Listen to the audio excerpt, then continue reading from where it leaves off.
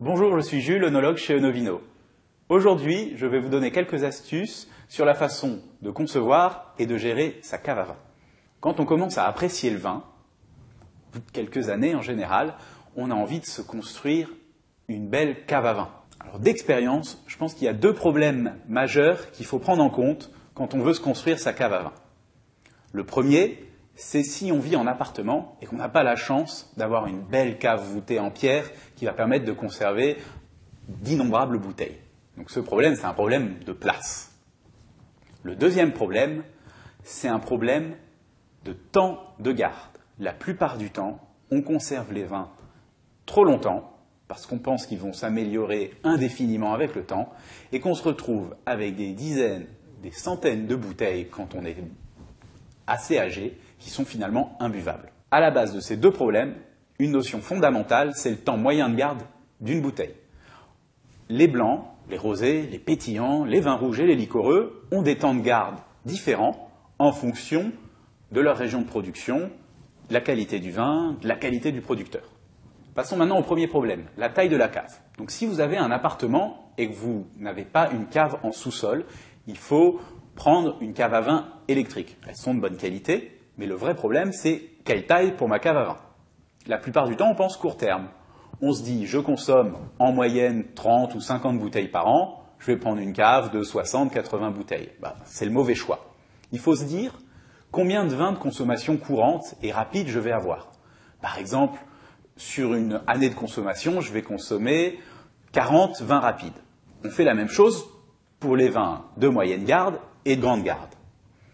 Ensuite, on multiplie l'âge moyen de ces bouteilles, donc de ce temps de conservation, par le nombre de bouteilles consommées par an. Si par exemple, vous consommez 10 bouteilles de grand vin de garde de plus de 10 ans, 10 bouteilles de moyenne garde, on va dire 5 ans en moyenne, et 40 bouteilles de garde de 2 ans, mais il vous faut 80 places pour les bouteilles qui vont se consommer rapidement, il vous faut 10 x 5, 50 places pour les bouteilles que vous avez consommées au bout de 5 ans, et 10 x 10, 100 places pour les bouteilles de longue garde. Vous voyez que vous avez besoin, alors que vous consommez moins, de plus de place pour les vieilles bouteilles que vous allez consommer plus vieilles que pour celles que vous allez consommer plus jeunes. C'est normal, elles tournent plus lentement. En gros, voyez assez grand et pensez au long terme sur le cycle de vie de vos bouteilles. Passons maintenant au deuxième point délicat, c'est quand boire le vin à son apogée et surtout le boire avant qu'il ne devienne mauvais, fini, usé. Vous pouvez vous dire qu'il va vieillir très longtemps, mais vous n'avez aucune certitude de la qualité de son évolution. Du coup, pour connaître la qualité d'un vin, il faut le goûter. Donc pour les vins que vous voulez garder moyennement, pour les vins de moyenne garde, 4, 5, 7 ans, ou les vins de longue garde, 10, 15, 20 ans, il va falloir les goûter régulièrement. Évidemment, on commence à les goûter un peu avant l'année théorique de leur apogée. Si vous avez un vin qui est censé se garder 10, 15 ans, vous n'allez pas commencer à le goûter au bout de 15 ans, parce que ça se trouve, il s'est abîmé et il est plus bon. Du coup, vous allez commencer au bout de 5 ans. Vous prenez une bouteille, vous la goûtez, vous vous faites votre avis.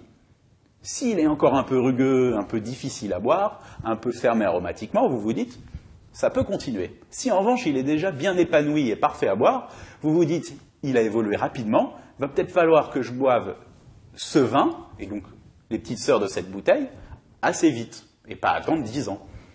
Donc, goûtez régulièrement.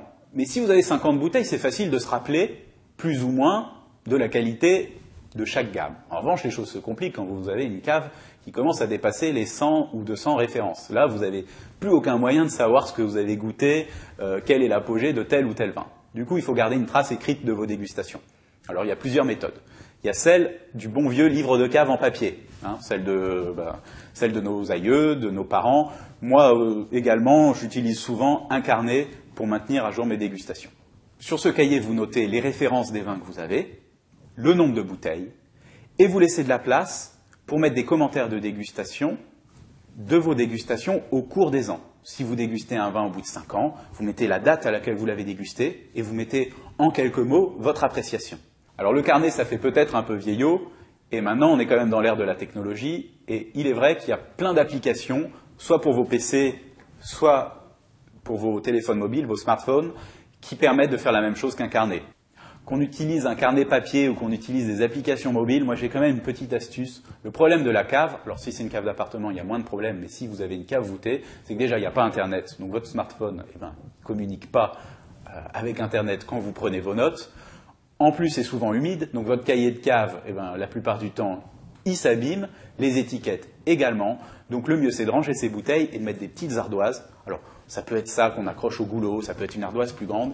Et sur ces ardoises, vous allez noter par rack dans lequel vous mettez les bouteilles, les données des bouteilles et laisser un peu de place pour écrire à la craie l'année où vous dégustez la bouteille et votre appréciation en mettant, par exemple, des petits symboles, plus quand ça doit être gardé longtemps, moins quand il faut la boire tout de suite. Et comme ça, vous avez une trace sur les bouteilles, il suffit d'une ardoise par référence, qui vous permet, en un coup d'œil, quand vous allez chercher une bouteille, d'avoir le vin qu'il faut boire à quelle période. Voilà, désormais, vous savez les questions qu'il faut se poser quand on veut concevoir et gérer une cave de vin de garde.